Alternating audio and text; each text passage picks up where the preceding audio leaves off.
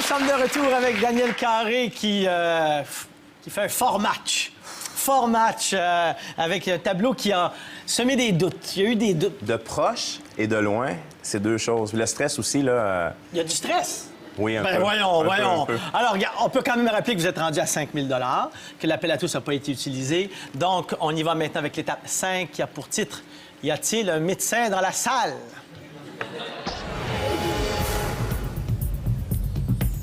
Et d'ailleurs, je voudrais dire merci au docteur Louise Lajoie, qui est à la table des juges. Docteur, pour sa vigilance et ses précieux conseils. Bonsoir et merci beaucoup. Merci. Merci d'avoir été invité. Alors, il y a un médecin qui vous surveille. Le corps humain travaille 24 heures sur 24, même lorsque vous relaxez devant votre téléviseur. Sans vous en rendre compte, vous aurez changé de position 25 fois en moyenne pendant votre sommeil. Lorsque vous êtes bien réveillé, votre rythme cardiaque augmente. Votre cœur battra environ 100 000 fois aujourd'hui. Votre cerveau aussi est actif. Et comment? Il produit même assez d'électricité pour garder allumée une ampoule de 25 watts. La journée s'annonce difficile?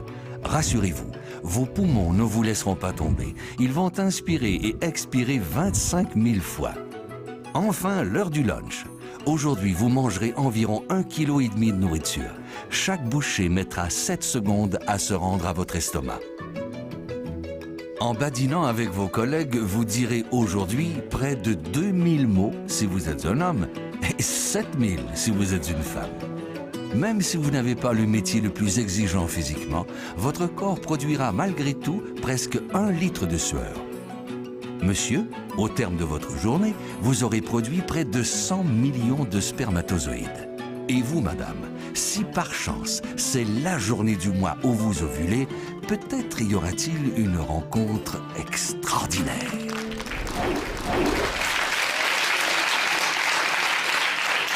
Pour la prochaine étape, nous vous demandons de vous mettre dans la peau d'un médecin. Autrement dit, réaliser peut-être un rêve d'enfance.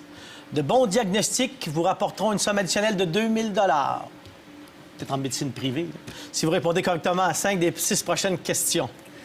Okay. Alors, voici une image. Voici une image en microscopie électronique. Oui.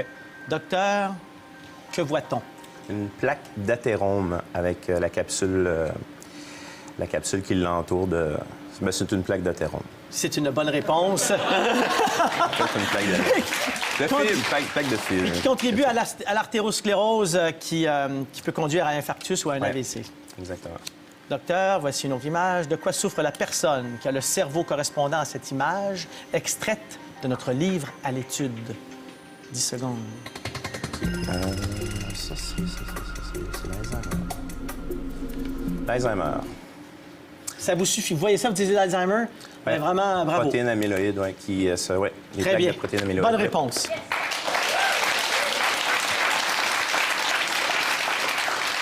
Autre image. Cette représentation d'un virus du VIH provient de notre livre à l'étude. Oui.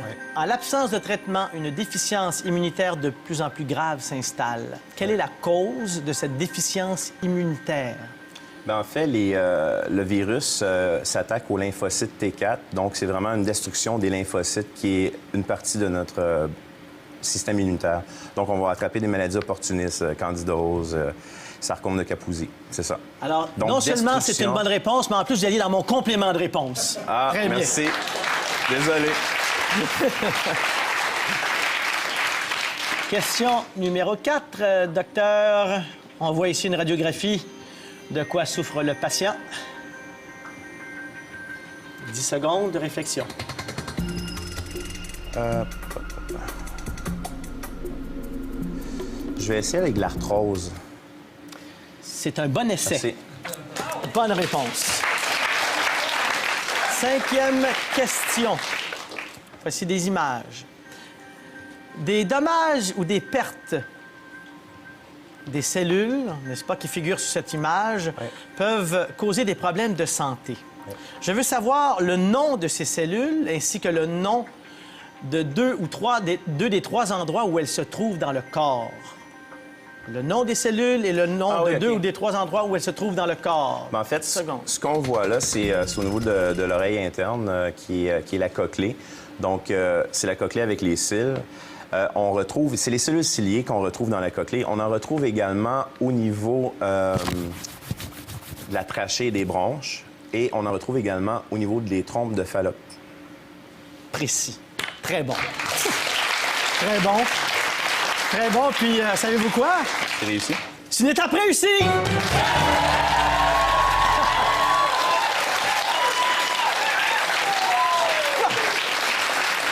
Vous aviez 5 000, se rajoute maintenant 2 000 et vous êtes rendu à 7 000 $. Bravo, sans appel à tous. Ça, c'est ça, très, très bien. ouais. Ça, c'est l'essentiel, d'accord. Et l'essentiel, c'est aussi d'être aimé. On y va maintenant à l'étape 6, l'étape finale qui a pour titre « Qui suis-je » ?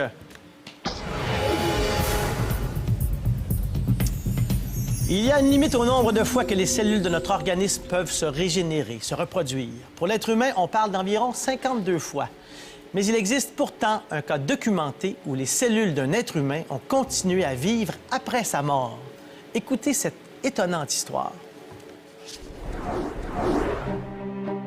Les cellules de notre corps ont un cycle de vie prédéterminé.